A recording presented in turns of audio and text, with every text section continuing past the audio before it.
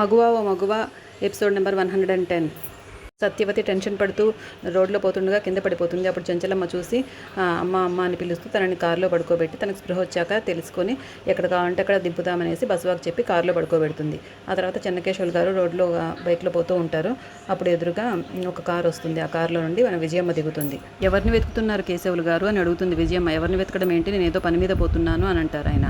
ఏంటి 25 ఏళ్ల క్రితం ఏదో పోగొట్టుకున్నారో ఆ పని మీదనా అంటుంది. పోగొట్టుకోవడం ఏంటి అంటారు ఆయన. మీరు పని మీద వెళ్తున్నారో, పోగొట్టుకున్న దాన్ని వెతకడానికి వెళ్తున్నారో వెళ్ళి ఆ అమ్మాజీని అడుగుదాం పదండి, నాకు ఆ అమ్మాజీ చెప్పింది అని అంటుంది. ఆయన ఆశ్చర్యపోతారు, ఇవన్నీ ఎలా తెలుసుకుంది విజయమ్మ అని.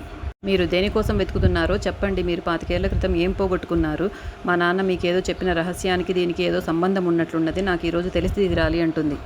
ఇలా వీళ్ళు రోడ్డు మీద మాట్లాడుకుంటుండగా చెంచలమ్మ కారు కూడా అటువైపు వస్తుంది. వాళ్ళిద్దరిని చూసి కారు ఆపి చెంచలమ్మ చిన్నగా నడుచుకుంటూ వాళ్ళ దగ్గరికి వస్తూ ఉంటుంది. ఈ లోపల విజయం అడుగుతూనే ఉంటుంది, ఏం చెప్పారు మా నాన్నగారు మీకు, చెప్పండి నాకు ఈరోజు తెలియాలని గట్టిగా అడుగుతూ ఉంటుంది. ఆయన నాకేమీ చెప్పలేదు, మామూలుగానే మాట్లాడారు అనేసి. అలా అయితే నాకు మీరు దేవుడి మీద కానీ మీ భార్య చెంచలమ్మ మీద కానీ ఒట్టేసి చెప్పండి అని అడుగుతుంది. ప్రమాణాలు చేయాల్సిన అవసరం నాకేమీ లేదు అంటే ఉంది అనేసి గట్టిగా అరుస్తుంది. ఈ లోపల చెంచలమ్మ దగ్గరికి వస్తూ ఉంటుంది. చెంచలమ్మ వాళ్ళ దగ్గరికి నడుచుకుంటూ వచ్చేసరికి బసవ పిలుస్తాడు, అమ్మగారు ఈమె స్పృహలోకి వచ్చిందండి అనేసి. కారులో ఉన్న సత్యవతికి స్పృహ వస్తుందన్నమాట. అందుకనేసి చెంచలమ్మ మళ్ళీ తిరిగి వెనక్కి రాబోతుంది. చెంచలమ్మ దాంతో వెళ్ళిపోతుంది వెనక్కి. తర్వాత విజయమ్మ నన్ను చాలా బెదిరిస్తుందన్నమాట. ఏదో ఒక రోజు మళ్ళీ మా నాన్న స్పృహలోకి వచ్చి తీరుతారు, అప్పుడు ఆ నిజమేదో నాకు తెలుస్తుంది, అప్పుడు ఈ నిజము మీరు నాకు సంబంధించిందే అయి ఉంటే, మీరు దాచిపెట్టిన విషయం కూడా నాకు సంబంధించిన విషయమే అయితే అప్పుడు మిమ్మల్ని నేను వదిలిపెట్టను అంటుంది. తర్వాత చెంచలమ్మ సత్యవతిని తన ఇంటికి తీసుకొచ్చి చంటి పడుకునే మంచం మీదనే తీసుకొచ్చి కూర్చోబెడుతుంది. మీరు ఇక్కడ కాసేపు విశ్రాంతి తీసుకోండి అని చెప్తుంది చెంచలమ్మ. లేదమ్మా నేను వెళ్ళాలి, నా కొడుకుని కలవాలి వెంటనే అంటుంది. మీ కొడుకు ఎక్కడున్నా నేను కబుర్ చేసి ఇక్కడికే పిలిపిస్తాను, మీరు విశ్రాంతి తీసుకోండి, మీరు చాలా నీరసంగా ఉన్నారని చెప్తుంది. ఈ లోపల ఇంట్లోని వాళ్ళందరూ అక్కడికి వస్తారనమాట, ఎవరా ఈవిడనేసి. బసవ వెళ్ళి నీళ్లు తీసుకొస్తాడు. బసవతో పాటు చంటి కూడా వస్తాడనమాట.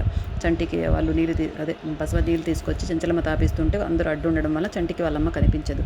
అటు ఇటు తొంగి చూస్తాడనమాట. అప్పుడు చూస్తాడు, మా అమ్మే అనుకుంటాడు. చంటి అప్పుడు అమ్మ అమ్మ అని పిలిచి ఆమె దగ్గరికి వస్తాడనమాట. అప్పుడు వాళ్ళమ్మ కూడా చంటిని చూసి సంతోషిస్తుంది. అమ్మగారు ఈమె మా అమ్మ అండి అని చెప్తాడు.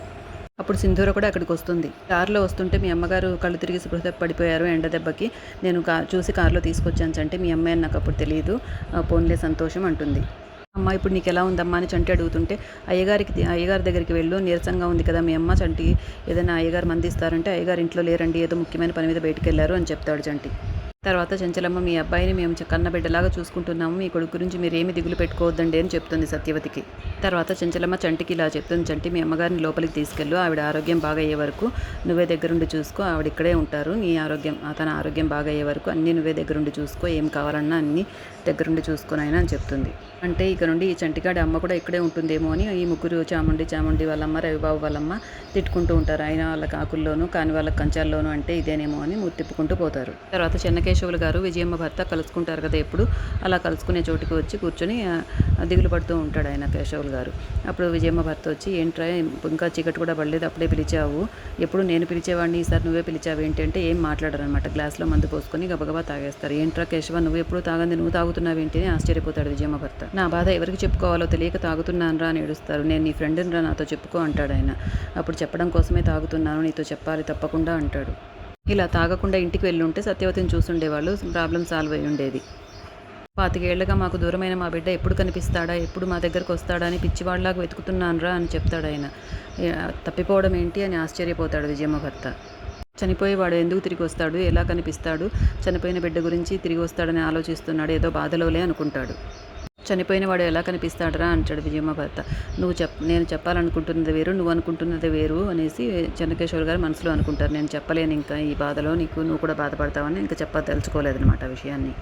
తర్వాత చాలా రాత్రి అయిపోతుంది. చెంచలమ్మ తన మంచం మీద కూర్చొని బుక్ చదువుకుంటూ ఉంటుంది.